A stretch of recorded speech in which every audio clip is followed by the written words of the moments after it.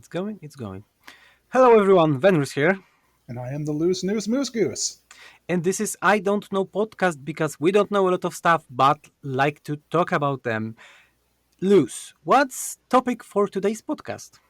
Today's topic is the Silence and the Fury DLC for Warhammer, Total War Warhammer 2. Specifically the DLC, not all the other stuff that got added the same day. Yeah, we'll be talking about DLC only because there's a lot of to talk about really. Yeah. So sorry that we didn't have the podcast earlier, but I was sick and we had to play the DLC because we don't have early access, so we needed to play it. I have so much I want to say. There is really a lot to talk about, but we'll have this podcast in segments and we'll be talking about presentation, then story, then gameplay, fun factor, and we'll score it with ogre scoring. So less ogres, the better. Oh, there's really hard to uh, have a proper start with this DLC really because for me it's uber mixed bag. I'm the same way. Starting from the top, right, with the presentation of the overall thing, right? I think they made it look amazing, and the sounds for I don't like Oxalot's voice. I guess it's one of my big audio hangups. Maybe I'm biased. I don't know. But other than that, I think the sound's good. The presentation overall of the CA is really good at marketing their stuff visually. Like holy crap. Okay, but presentation is not only audio but also the visuals. Yeah, that's what I'm saying. It's like the audio. Like let's see. I'm not 100% on this, but I know they added even more of kill sync animations, which is just icing Let's on the let's cake. talk about voice first, okay? Voice rights, sure. Okay, let's go. It will be easier. Um, what do you? What is your opinion on like the sound and like the voices for them? Ah, to be honest, I remember when the DLC for the Beastmen was released first, and I really liked how Beastmen were talking. Yeah, so Kazrak, Yeah. Malagor, they have their unique language, and here I immediately saw it when you hear in the Vortex when Taurox is speaking his very long line, you can hear that he repeats same words very often. It looks like they recorded only several words and they are in a loop, only several Mm, sentences. But when you and I even checked how it was in Kazrak, and it sounds much more smooth. You know, this uh, fantasy language sounds like a fantasy language, not like Sims talking. I understand. I guess I was too involved with checking out some other stuff. I did not catch the vortex repeating lines, but I did have just hangups in general with Chorox's voice. I guess now that you've put it that way, it is very similar because like just doing his runic axes, hearing him giving his pre-battle speech, I I didn't like it. I got is like the most basic way of putting it. It seemed very what's the correct phrasing for this? I would say it seemed very slapped on, like Artificial, I would yeah, say. maybe yeah, artificial would be even better terminology for it. Like it doesn't measure up to like what you were saying, the polish the other three Beastmen Lords had for their dialogue. Yeah, and I had the similar feeling with Oxyotl, really. I just overall don't like Oxyal's sound, so I may be entirely biased. Comparing him to like the other skinks, like just base skink units, I think they sound better than Oxyotl. There's something strange with Oxyotl voice, but Yeah, what's even more funny, I checked the length of introduction vortex for Taurox, and it's almost 2 minutes, and introduction for Oxyotl is 30 seconds. yeah. I don't know. If you were trying to play devil's advocate, you could be like, Oxyotl didn't talk a whole lot for 7,000 years in the warp or whatever. But if you're buying a DLC, I want both sides to feel like they had equal work put in. Yet, so looks like Torox is a talker. Yeah, a lot to say that one. A lot of it is mooing. Yeah. Besides those two voice, I don't think we have any complaints about the recorded voice for the units. Not really. I mean, I didn't. I don't guess for like just regular units, I expected anything in particular. I would have liked it if like the Jabberslythe, for instance, if you zoomed in on it, you heard like some sort of crazy sounds or whatever. But realistically, I knew that wasn't going to happen. Yeah, so it's I would say it's like a standards of creative assembly stuff. So Yeah, yeah. nothing to complain here really with those voice. But when we end on audio, we need to get to the graphics, animations, models. Oh boy. Oh yeah, and this is a thing. Let me start on it, please, because we received Gorgon, we received Jabberslide, yeah, Hmm. and Taurox, and I have nothing to complain about them. How they look, how they move, how they feel, really. But if we go to the animations and models on the Lizardman side, Uh huh. oh, there is tons to complain here. Uh, I uh, mm, okay, say it, because I need to gather my mind, my you thoughts. okay? So let's move on to the lizard together. As far as like before we get into the lizards entirely, I just want to make a note that for the Beastmen, visually at a glance, they look great, right? But being completely fair, I think I've seen some shots I haven't experienced personally of the Goron's unit card looking like it was made out of Play-Doh and bad lighting, and that was weird. Um, and I wish Torox had more diverse animations for his fighting because he just really feels like uh, a bigger bull. Yeah, but he have very good idle animations. He Like does he have really throws good his idle axes, animations. like in our RPG game, Yeah. and just smash heads out there. But there was also ROR version, so Regiment of Renown of Gorgon have a unique model. This is important because in the past CA was always doing only retextures, Hmm. and Hmm. this is unique model, and it's using parts from Bloodthirster from Warhammer 3. Which is super interesting. Very into that. Yes, and it's like for the first time, maybe not first time.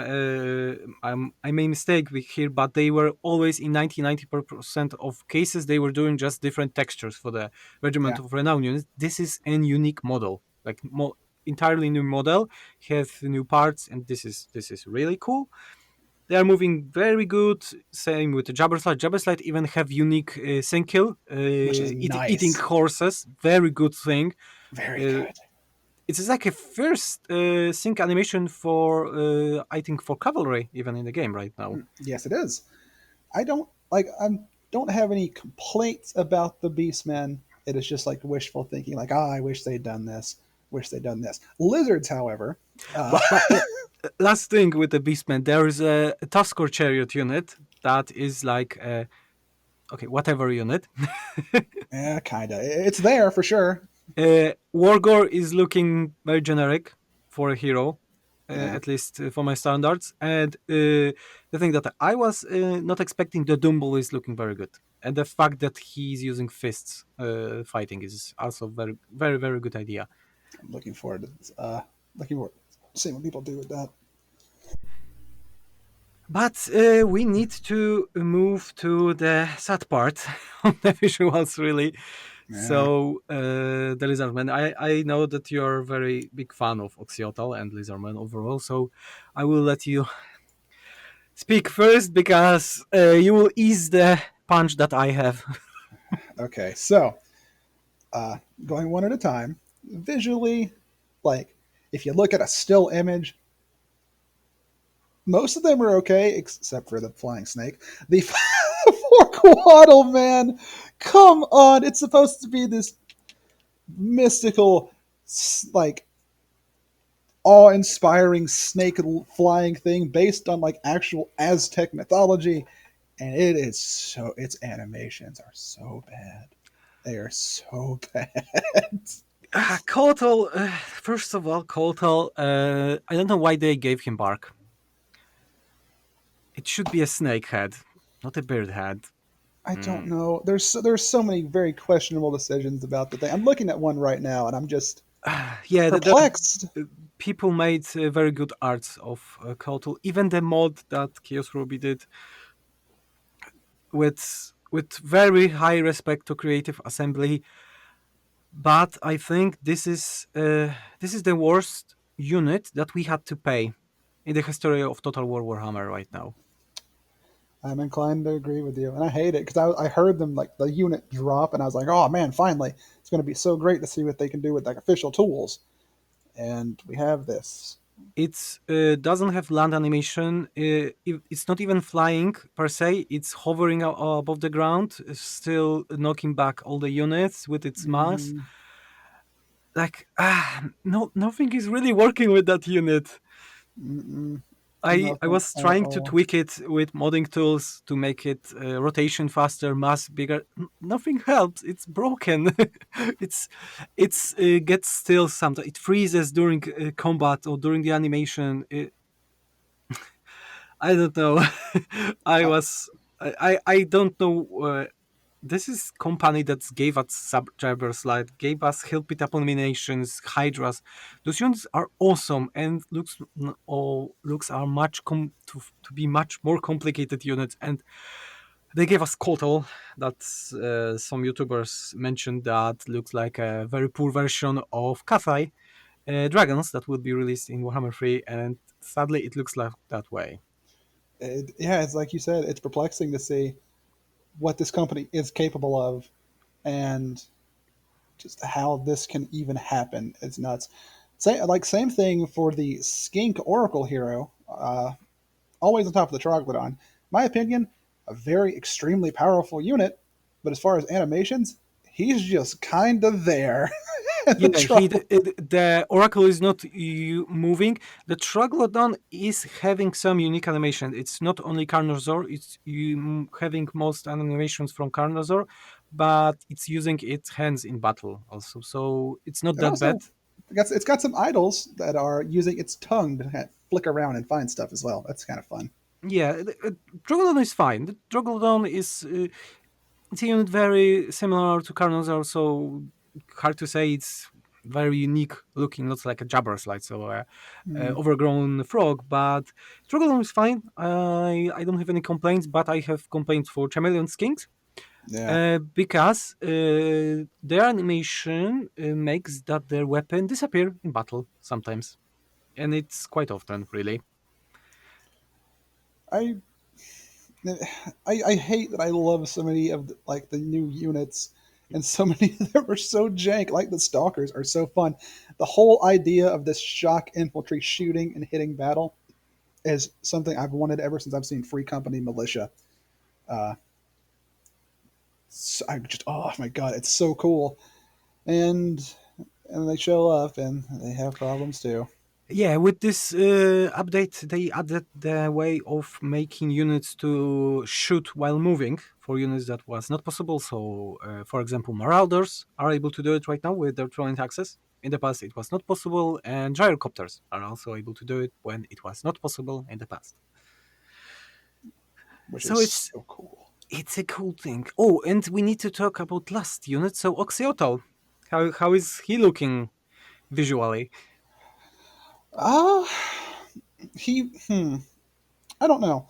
I I like him. He definitely feels different than some of the other skinks. I like his animations where he spins around and balances on his blowpipe and stuff like that. I I don't think I have any real complaints. I haven't noticed any animation problems. Have you? I did not, but he also have a very unique thing that only Imrik had in the game that we were talking previously. When he's using his unique projectile blowpipe, he goes on a stick and use the blowpipe. Mm-hmm. This is which very good thing, and I hope that more and more legendary lords, and not only them, will have unique animations. Like when you use a roar on your lions, let's say that was a unit that was added in the Warden and the Punch DLC, you will see the lions roaring. Yeah, not hmm only an ability pop up, and this is the top notch quality, and this top notch quality makes me angry that we have this and we have Kotal. it's so confusing. You can. It almost seems like that. I don't know. If it was like a company point of view, and I had people screaming at me for 5 years for 2 units, I would spend a lot of time and budget on those 2 units when I finally put them out. And it feels like that might be what happened, and the Coatl was just also there. Yeah, we can see where the animation budget went. The Really, with this Charlemagne's, as people DLC. would say. Charlemagne's. Okay, presentation is behind us, I think. We can go to Mhm. the story. This will be short because Yeah. uh, this is DLC. This is also my complaint here. This DLC didn't have a story. Nah, no, it didn't. It's just hey, you go fight Torox. Hey, Torox, go get the thing. Yeah, And that this is the that was thing that it. we will get with the mechanics, but all DLC is in Warhammer 2, besides the Queen and the Crown, had a Yeah, main narrative. So, missions that you need to go, goals that you need to do to get to the final battles. None of this is here. You have an intro and you have an outro for playing, really, because there is nothing between.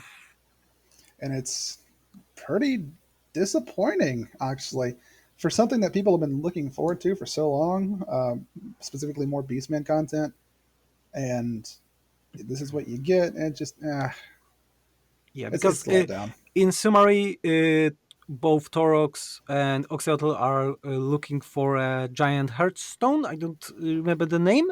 The Heart of Darkness. The Heart of Darkness. This is not a generic name at all. But this is all really. And even that the Yeah, stories in the previous DLC were small ones, at least you had them. And this is nothing yeah. between. Oh, forgive me. It's the Heart of the Dark. A little bit better. Heart of the Dark. Still, it's even for me, the person that English is not a native language, it sounds strange. It's not what I would have went for my main narrative device, just Heart of personally. Dark. Yeah, No. Okay, that will be all with the story. We can go to the gameplay. The gameplay will take the most, I think. yeah. And there is also a lot to talk about. Okay, Luz, can you talk? What's the new stuff in terms of gameplay here for the Taurox? Um, well, it has an official name called Momentum. I refer to it as cheating, where That's a good Torok. name. Thank you. I came up with it by myself. Torox has a I win meter, basically, where the more stuff you beat up, the more momentum you gain, which you can spend to just keep going. And it does eventually pop out to where you like lose your rampage if you win too much. But if you manipulate it, Torox just he hits the gas and never stops, and your campaign's over before you know it. Yeah. That's So Torox. so mechanic is that if you're winning, you fill the bar and you can take effects, and you can do it 3 times. And during those times, you can reset your movement. And first of all, this mechanic was very confusing for me. I never was sure why I lost it during campaign. Mm-hmm. When I get it, like there was a, I was there is like an currency of it. I was above it, so I had like let's say 8 of it, and then I was losing it, even that I lost won the battle and didn't fill all the bars. Maybe I didn't read it properly, but I had hard time with managing this mechanic. Really, never had something like that in this game before. I don't Well, know. I mean, it's I remember the first like turns for playing with it. It's hard to say that's even your fault because there's just a lot of bugs with Torox in general. Um, Even when it comes to just resetting his movement, like even if you are doing it correctly, there have been several times where I reset my momentum and I lost the points, couldn't move anyway, and had to spend even more momentum to get stuff back. And if I changed stances, sometimes I would just lose movement, and sometimes I Yeah, would gain it. because there is a cheese with movement for Tarox, because his raiding gives him movement. You can use it, and then out of the turn that you when you don't have movement, and you get a camp for free stance. And I was using it because Legend of Total War showed, and I think whole world is using it right now. Pretty much, yeah. Yeah, Legend is always finding the best cheeses in this game. So we say hello to Legend that's fixing this game the most, I think, really. Man knows the game better than the people who made it at this point. At this point, I think this is a good statement. He knows the game much more than the developers. But as you were saying, the momentum felt bugged, and also I think the big problem with this mechanic was that if you're playing horde faction, you're never losing. Yeah, Yeah. this is the thing with horde factions in Warhammer series. You never lose battles with those. So you just I was playing on very hard and normal battles. At turn 20, I was already killing everything. I took whole Nagarond in 20 turns without any problems. I didn't even unlock Minotaurs at this point. I was going with the basic units Yep. and the ROR that I have. And with those choices that you had, each time you fill the bar, I felt that there is only one good option in any of those. Yeah. Yeah. I feel the same way. Some of them are like, The oh, that's neat, but Yeah, the option that I was always using, it was on the first bar. It was -8 leadership and -8 melee attack, melee defense the for defense, yeah. all units around Torux or armies around Torux on the campaign map, and it was like this is insta win, really. Yeah. -8, both very important stats. This is insta win. And it was, Uh, like you said, one of those on every tier of his rampage. It's Torox's entire campaign is, oh, I win, I'm going to win more. And I was in the same situation with you. But I think by the time I got to just Nagaron, the city, I've been like just dueling around so much in the local area. I was like level 25 on Torox by the time I got there. Just, yeah, it's ridiculous. and like a first turns, it's very fun, I Oh, yeah. think. But after these 10 turns, when you get a second momentum, you see that there is really no choice with it. You just feel it. I didn't have the fun with it, uh, especially if you compare it to, let's say, Grom and his food mechanic. Hmm. uh, Grom is, I would say, same level of power creep. He's very powerful in vanilla, but at least with his food mechanic, you were able to tweak some stuff. You were able to make some experimentation. You don't have any of those here. It's You are just a powerhouse after first three battles you win in the campaign, and you never stop. especially since you can just encamp at the end of every turn so no one can find you. Yeah, and It's silly. I don't know. It's really felt. No, I expected much more from it. So I'm And disappointed. I'm really disappointed with it. I understand, like, part of me is going, if you really want to, make excuses for it, you could say they're beastmen, they're simple, they just keep going. But then you have to temper that with, this is a game that you play, and if you never have a choice, you might as well be watching a movie. Yeah, but if you is properly that you're saying right now, because watching a movie is no matter how many times you see this movie, it's always the same movie. Yeah? Ending is always the same. Hmm. We have a saying with my father that we like to watch the same movie several times, like Lord of the Rings, etc. And sometimes, when I go to my hometown, one of us is tired, and second one is staying and watch the movie. And the second day, I ask Dad how the movie end.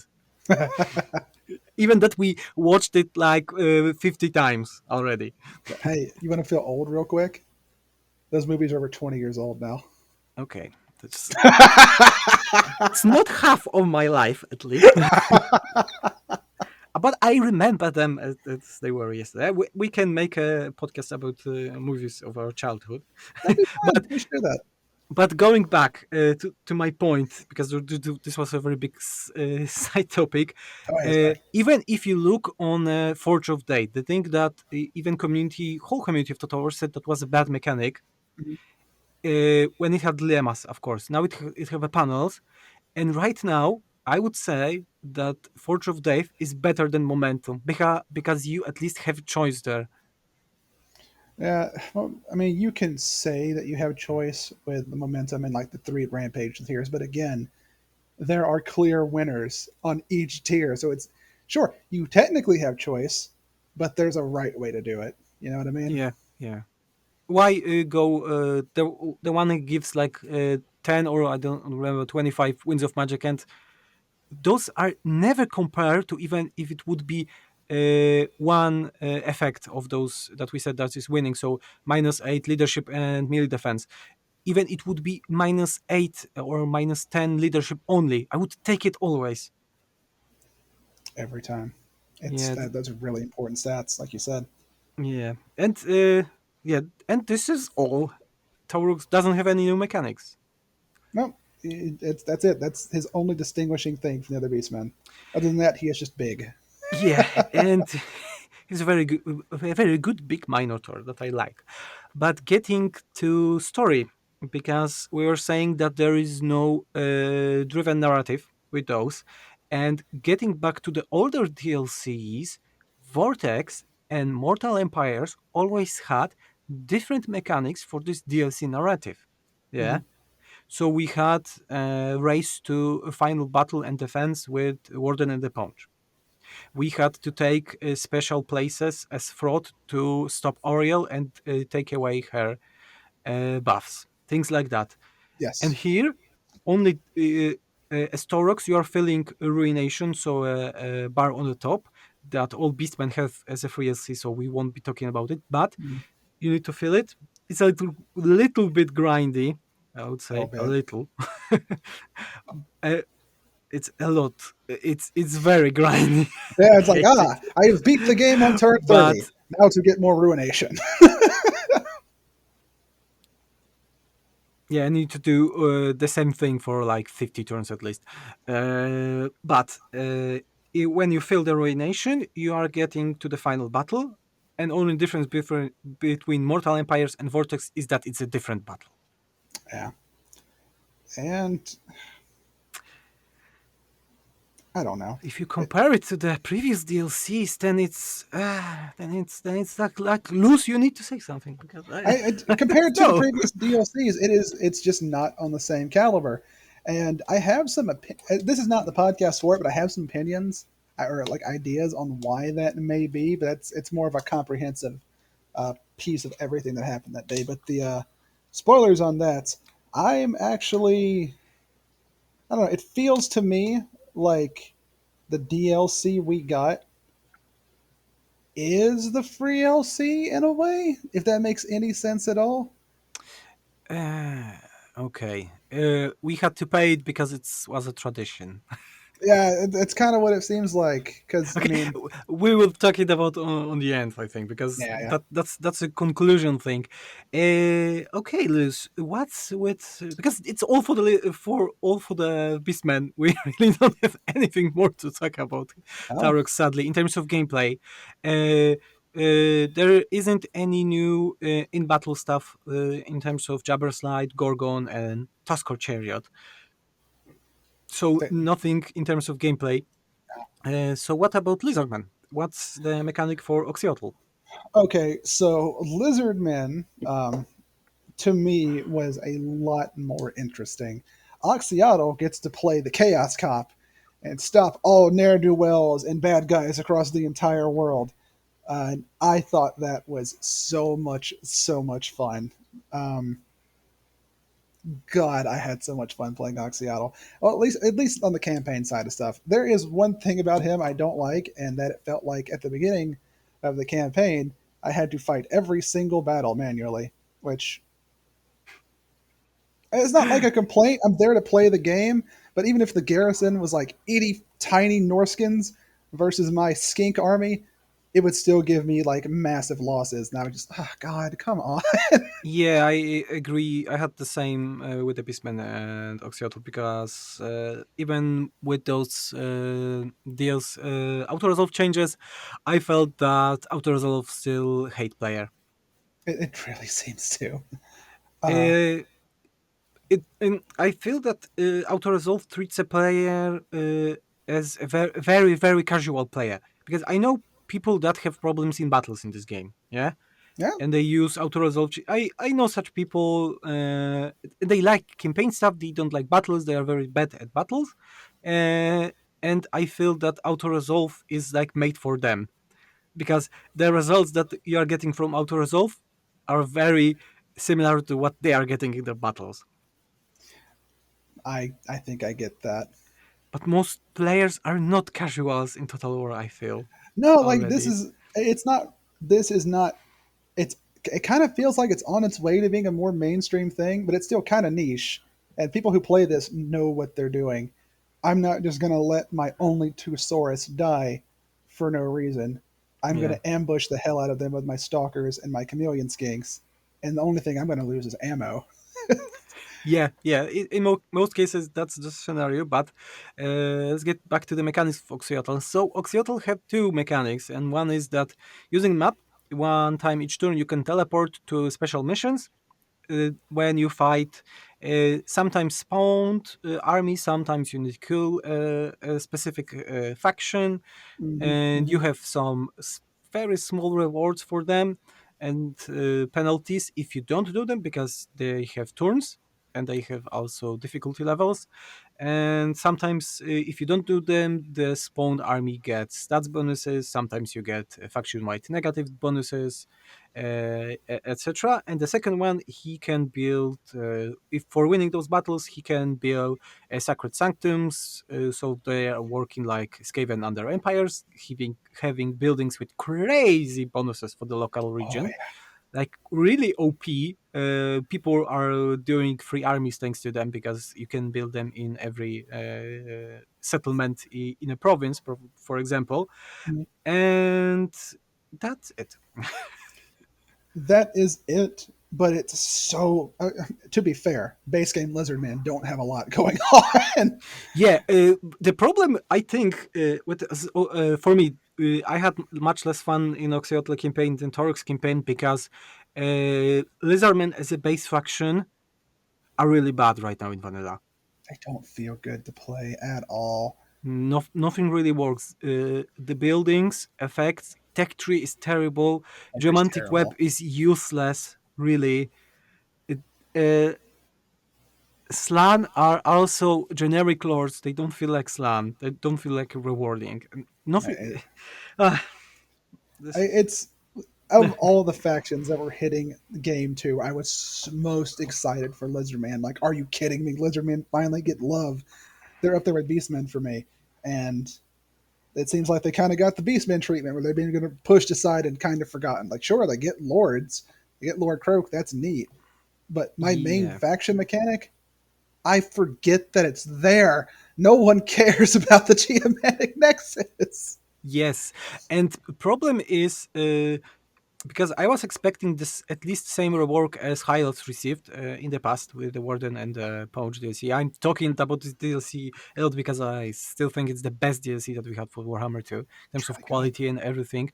And there were very small touches to the High Elves, like increasing influence gain, changes of some events effects, small, really small stuff, yeah.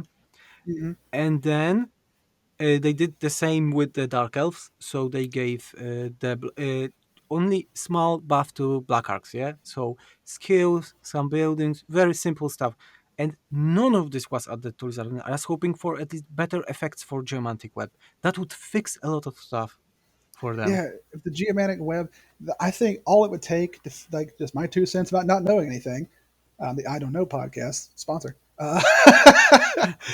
is that if like at every like focal point for the geomantic nexus, if everyone added like some small thing to like the overall nexus. Like you had like almost like landmarks or something. That would go a long way to make it more interesting. Like you want certain landmarks instead of just I'm conquering it. Oh, I just happen to get a nexus buff. Like actually, you put your sights on something like yes, I want extra growth, or yes, I want this army ability. Just something Yeah, to I make it think spicy. also if Geomantic Web on higher levels would have very small faction wide bonuses, Yeah, like yeah, yeah. very small, it would fix the problem because you would want to build them. You would really want to build them, yeah. Make Hmm. this really nexus net of those different effects. And right now it's, but we are here to talk about the DLC. Right. Sorry. So, like again, what you're building off of Oxyotl, the whole idea, like overall, and this kind of ties to the Nexus in a way because the Nexus encourages you to go after specific targets, and in ways that really aren't comprehensible to mortals. Like, oh, why does he want this city so bad? They don't know, understand. Why would want multiple cities in different provinces, for example, but it's a Geomanda Nexus thing. That can make it cool, whatever. But Oxyotl is full on embracing the weirdness of Lizard Man and like stuff that I was like really keyed in on him and just what is he doing here on the other side of the world? Oh, Oxy was here for like a turn to kill a Beastman Herdstone. The Lizardmen saved us. Yay! What's he doing here? Blah blah blah. I feel like they really captured that. The Silent Sanctum's also really fun. I've been kind of hoping for another faction other than Vampire Coast because I forget they exist anymore. To get a Scavenged Undercity type thing that they can play around with. I feel like this is different enough for the Undercity to where it's like, yes, obviously it's Undercity inspired, but I don't think of it as an Undercity like I did with Coves. You know what I mean? Yeah, yeah. The choices there were much better. I agree. All of the buildings, if you compare to the choices for the momentum of the Thorax, yeah, the choices were much better here. Mm-hmm. My only complaint with the teleportation and mission of Oxyotl was that it forced you to have a lot of wars. Yeah, there was that. I was always fighting off like every Norscan faction in the game. He have the good thing that when he's on enemy territory, he don't get diplomacy penalties. But besides that, I was first game of my Oxyot I lost very early because I had just too many wars. I took every mission with teleportation. Everyone wanted to kill me. But again, this is all. No more mechanics for Oxyotl. Yeah, Besides the Sanctum, there is not a lot of choice in his mechanics. no. Oh, there was one neat thing that I hope they incorporate somehow in the future, where one of his negatives was directly tied to the story of the entire map. Where if he failed to do stuff, the Chaos Invasion got closer. Like he was an actual warden against Chaos. I think that is really cool and thematic for the character. Yeah, the idea was cool, but also if you're talking about this Chaos Invasion, he doesn't have any narrative mechanic, No, sadly. Same as no. Torax. So you need to just make a campaign objective, and as long as you have the final mission unlocked, and it's all really for him. And it was I again as I was saying with Torax, it was just a disappointment.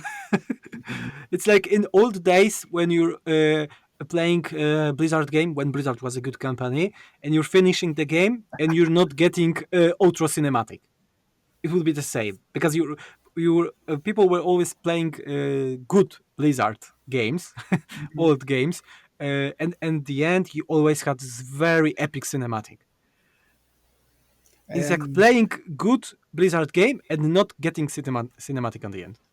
and it hurts. It hurts. And like for all the like, I like to talk about how fun Oxyotl is, but I mean, once you get over that, there's just nothing else to it. Although I will say, another thing related to the Lizardman in this DLC, that Skink Oracle hero is ridiculous. Yes, in Oh terms my of god!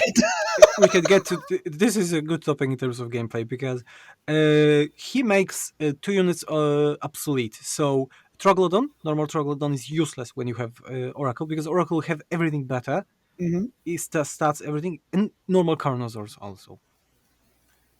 He's so my in the early Oxyotl fights that you have to fight because you lose the auto resolve, like lose your Saurus and shit. they're half dead by the time they get to you, just off of troglodyte spit and fireballs. Yes. It just It's that's it. What is it? uh, 800 damage on troglodyte, and it's anti-large. uh, yeah, we can also talk about this. This DLC have insane power creep. It does. It does. Not that bad on Oxyotl because he have those his power creep are sanctums, yeah. Yeah. So they are in only in the specific regions. If you stack them properly, they get cheesy. But Torux, you're winning game. You are your top one power in the game at turn 10. Torux. Hmm. Nothing can kill you. Really, nothing can kill you because you're even on legendary. I saw people that you're killing them so fast that they are not able to make armies even. When It on is. legendary, AI cheats as hell in vanilla. Uh, and like even then, Torox just doesn't seem to care. And this moves us to the fun factor uh, because uh, power is fun, but when power goes to level of absurdity, I think it's not fun. Hmm. It's it's drinking a lot of caffeine, and for a little while, yeah, whoa, this is amazing, and then that wears off, and it's just nothing I do, nothing they Yeah, do affects me. Nothing I do really has impact. I've already won. yeah. You don't feel that you earned the power. You just Not got at it. all. I showed up as Torox. I'm essentially a max level lord. I've already won the game. Yeah, because even looking on the previous DLC, we had to even with this very poor day forge, you need to level up those items to make them very strong. Hmm. In World and the Patch, you had to get gather the materials to make the goblins OP, things like that. You had to have a specific prisoner as Elfarion to get a specific stuff that makes him OP. But you had to earn this, and as Torox, you're not earning any of this. Something about Torox we haven't even touched on, and I think this cements how strong he is his river of blood thing that he has. It never Oh seemed to yeah, matter. I mean, yeah. I yes, in terms of Beastman, I think many stuff that they reworked and River of Blood are meaningless, are totally meaningless. Things eh, that were looking cool on paper, like Bestial Rage, for example. I You forget don't about it. care about Bestial Rage. All the new events that they did for the Beastman or are meaningless totally. You don't care about the effects in there because they are so small or not helping. Like horde growth, you don't care about it. Bestial rage, you don't care about it. Everything in terms of income, you don't care about it really. Only things that I was always taking is movement and replenishment. Movement and replenishment, just the gas you need to keep going. And it's so easy to keep going, man. Here, let me just recruit a giant on tier 3 in one turn. Just let me do that. That'll be fine, right? Yeah, and this is what we are talking in this segment. I think that power creep killed the fun factor in this DLC for me at Like, least. I'm right there with you. It's like I've been waiting for this for like Beastman stuff forever, but it's too much. It is too much. You don't feel like you earn any of this. You're just getting it. Like Yeah, enemies are not fighting you; they just step to you and lie down. enemy armies are just sacks of HP for Yeah, like my poor boys. I can't wait to see what you do. yeah. We would be. I would not say nerfing, but maybe making more Beastman stuff. On the one line. So everything matters. Not like it is right now in vanilla. It's fun. I would say it's It is fun, but fun. I think And Uh, since the again, I will be talking about the Warden and the Punch DLC.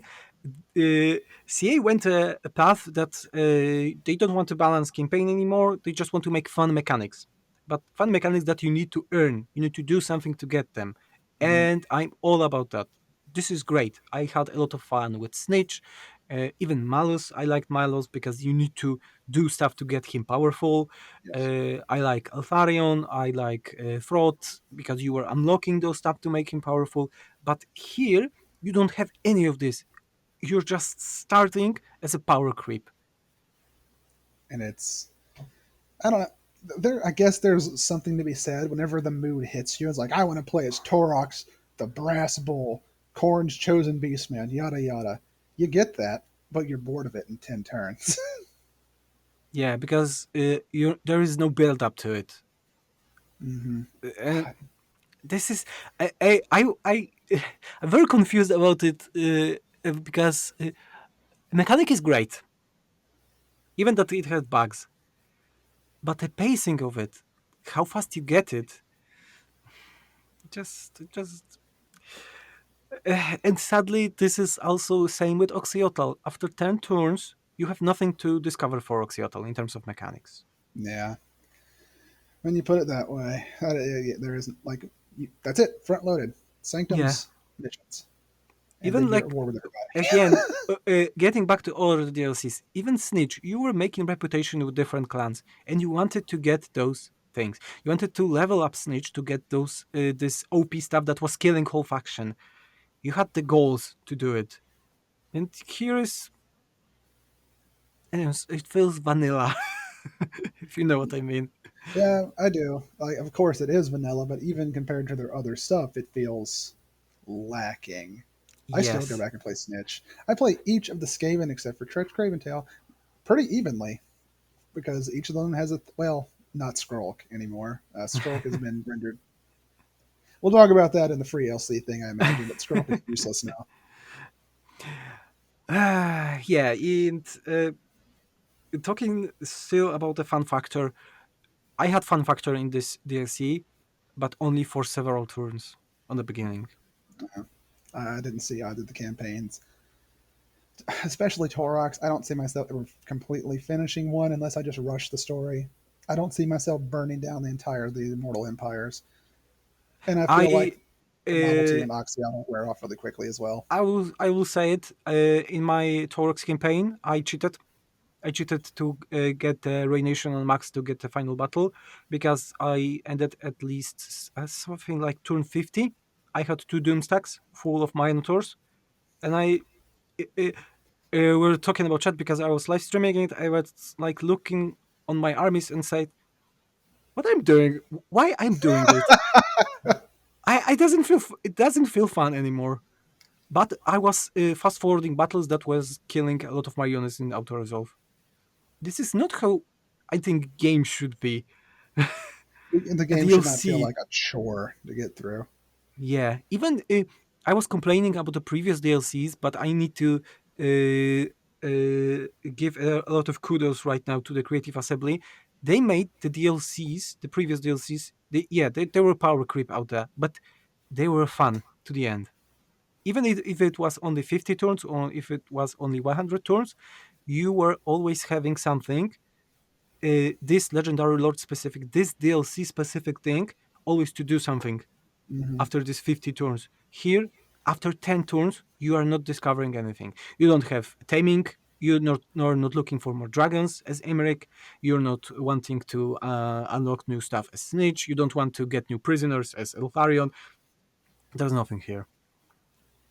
And it's, I don't know. I feel like if they would have taken a hammer to it for another week or two, they could have done something else to temper it, stretch it out a little bit in an enjoyable way, and instead, I don't know. We've been kind of harping on the same topic for like 20 minutes. I think we should move on. Because It's you're, almost perfect. It's so close to being good. yes, there's so small stuff that would need to be there yet to unlock it. Even let's make like let's take a role of designing it right now. Okay, sure. Momentum for towers. You know how it cool would be to fix it. What do you got? First of all, you're not getting momentum at all. At turn level 5, as Taurox, you are unlocking a quest battle. Simple quest battle. You need to win it. You win Hmm. it, you're unlocking momentum to the first stage because momentum have 3 stages. and we do it same.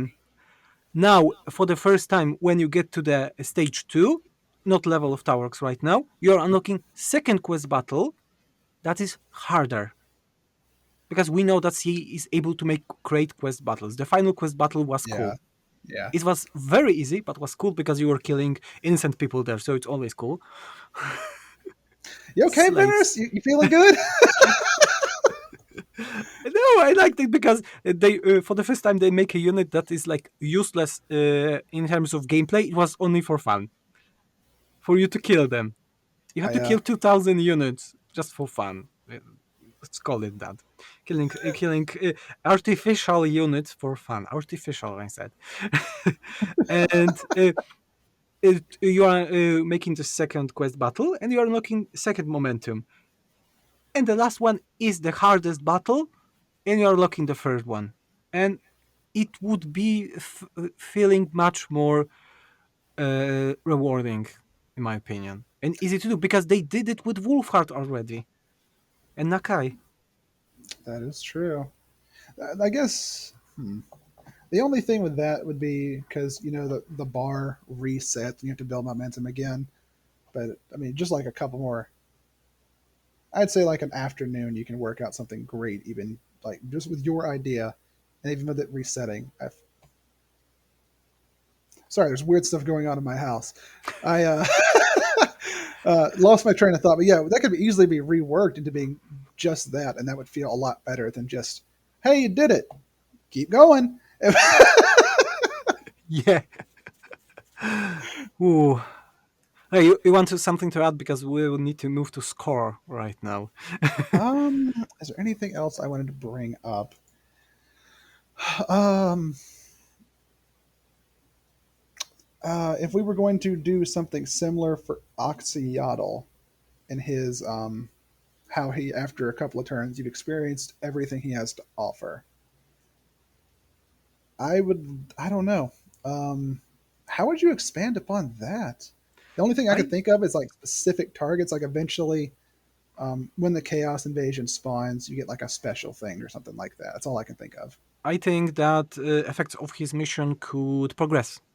So effects on the of his mission give you perma reward, some of them, Ooh. or even use the new stuff that Beastmen have with the technologies that you unlock some special branches of the technologies for him. How about also instead of giving you enough time to do every mission to fight Chaos, there are they have either shorter time limits or there are more of them, so you can't do every single one. Yeah, yeah, that would be also cool. So you need to make choices, but if you had to pick one of four at the same time, let's say, each of those would have different rewards, permanent rewards. I think combining those two things together would be great. Make it feel better. You see, it's not so hard, and it's in terms of modding right now, it would be rather easy, and for CA it would be like, Ooh, fingers crossed then, Mr. SFO man. yeah, we shall see. So I think we can move to the score of this DLC. Yeah. Very, very hard score right now, I think. As the last DLC, it would be the hardest. Yeah. Um, I think with less ogres being better. Yes. Uh, Less ogres being better. 10 ogres is the worst. 0 ogres is the best score. I am overall satisfied with it, but I am not a game designer, and I can still see where there are some problems, and there are just straight up mechanical issues like the Coatls animations, the Oracle just being a clay statue on the Troglodyte's back, things like that. I think I'm gonna say 3 ogres out of 10. 3 ogres. Okay. So mine would be like going from the top of segments. In terms of presentation, uh, I would give 1 ogre to all of those Beastman stuff like Kotal and disappearing weapons from Stalkers, not moving Oracle. So this presentation, as I was saying, Kotal is the worst thing that we received from Creative Assembly that we had to pay for, really. I would not have this unit really, and it would be better because the quality of it is that bad. I love this company, but I cannot look not look on such a thing. You know, don't You know, close my eyes we when looking completely on it. forgot one part about the coatl. That's really weird. Yeah, yeah, I cannot forget about Coatl. Even if I don't like ogres, I can say that they are looking good. Yeah, but this is Coatl, and it's poorly. Even the unit that I don't like, even if ogres would be poorly done, I would say it as a negative, even that I hate Hmm. them. So for presentation, I will give one ogre. Yeah, for the story, story linked with mechanics that the Vortex doesn't have anything that the Mortal Empires doesn't have. Also one ogre, so we have two. And links with the gameplay. Fun factor also links with the gameplay. We were talking about the power creep, the big problem of it. So it's another ogre, and yeah, I would go three ogres. Three ogres. Even that I'm like three and a half right now. One half eaten ogre. Got it. Yeah, one half eaten ogre. So even if I got four, if it would be three and a half. We add our scores, and if I go with saying maybe I need to gather my thoughts. This is hard topic to rank this score this It's weird. DLC. I wanted if you can compare this DLC to the DLCs that we had in Warhammer 2, talking only about the Lord DLCs, not the faction DLCs, so not the Tomb Kings and the Vampire Mhm. Coast. How would I compare it? Yeah, Um, oh God, it is not near the top. I'll tell you that. yeah, yeah. This I is. We would need to make a ranking, with We those should do that. tiers. We I think we should could do make a it whole with podcast on tiers, that. and I will would make it that it will be visible on the YouTube also, so people can watch it. So let's. I think let's go with the middle ground. Let's say it's a Medicore DLC in compared to all of the rest for the Warhammer 2 right now. Yeah, I to get my thoughts completely out there without going too deep into them. I cared way more about the free LC updates than the actual paid DLC. Oh yes, and I don't know. I think we can talk about the free DLC right now because it's not that much not that much to talk for a separate episode. I think. What do you Mm, think about it? if we could probably condense it down, but we tend to really get into our topics, so I don't know. Yeah. Okay. We can. I think we can talk about the free DLC with the state of the game. Yeah, let's do Because that. for the next episode, we want to talk about the actual state of the game, how the game is being left right now. Because CA said that that was the last DLC. Probably there will be a small update with the pre-order DLC, if the pre-order DLC will be in this game, but I highly doubt it. And if it will be, then this won't be the last update. This just was the last DLC, but I can say, as a small spoiler, I think that the free DLC is much more worth it than the DLC. And if someone would ask me if I'm willing to play for a free DLC instead of a DLC, I would pay for the free DLC. I'm in the same camp. Uh, that's another small spoiler on my part. I think the free LC that the Beastmen got specifically made entire other Lords campaigns just pointless. Yeah, with how unique Taurox is able to unlock the other legendary lords, there's really no point of playing it. But this is the thing that we will talk about the state of the game, because this is a problem not only for the Beastman right now, but overall our scoring is 3 ogres out of 10. Oh, So yeah. not that good, not that bad. But if someone asked me if I recommend this DLC, I would say don't buy it right now. Buy Call of the Beastman DLC Mhm. because you're getting much more thanks to this new rework, and it's cheaper right now thanks to all the sales. Oh And yeah, it you, is. if you really have money, then you can buy it. But if you don't buy it, you won't lose much from this DLC right now. Okay, I'm gonna probably agree with you there. You get more just out of the other Beastmen that you would get with Call of the Beastmen, just because of how much was in the DLC and how much it changed up the faction as a whole. But we can get more into that next time, I feel. Yeah, yeah. I think this whole episode was very hard for us. I wanted to love it more. I wanted to love it Yes, so much more. yeah. Uh, Because if we look on our episode when we were talking about the free stuff, we only said in a very short segment that the DLC stuff is looking good. Yeah, we like it, mhm. Yes. and we have very high expectation, and now we just met those expectations, and this was not a good meeting with those expectations. I would Yeah. say. Unfortunately, I'm still satisfied, but still hurts. I guess. It really hurts because I have on the tip of my tongue that I want to say that the DLC is good and it's worth it, but I can't. It would not be honest. Mhm.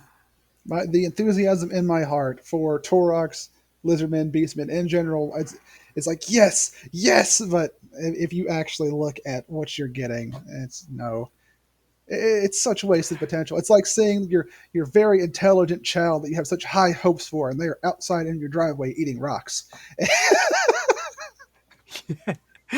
You know what's even funny? You don't know our listeners because together with Luz, we had a talk before this, and Luz had much better opinion before the podcast about the DLC.